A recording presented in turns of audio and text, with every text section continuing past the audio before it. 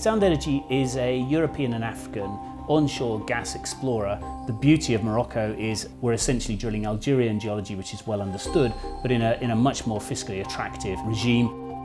The Tendrara play is very interesting. The source of the hydrocarbons is the Paleozoic marine and deltaic mudstones. Gas has migrated up into the Taghi reservoir, a very consistent thickness of about 100 meters. The gas in that reservoir is trapped beneath a very thick 1,000 meters salt layer, so the best steel you can imagine. And the trap itself is two faults bounding high, very simple.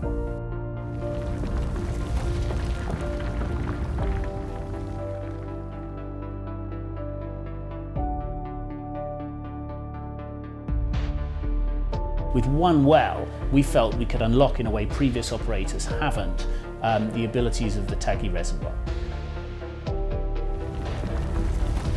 We chose the T6 location because it was a very well-defined high.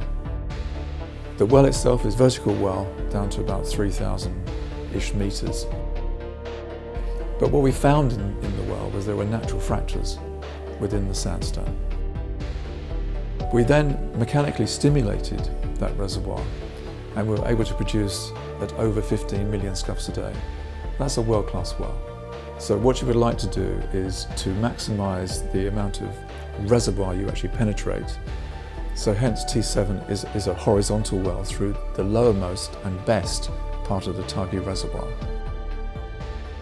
All of our activity so far has been hinged around the Taghi. Now a little bit deeper than that is the Paleozoic reservoir, which is actually the largest producer in Algeria, and we still haven't yet drilled that. So there's huge potential and running room here. That's why we came into this asset.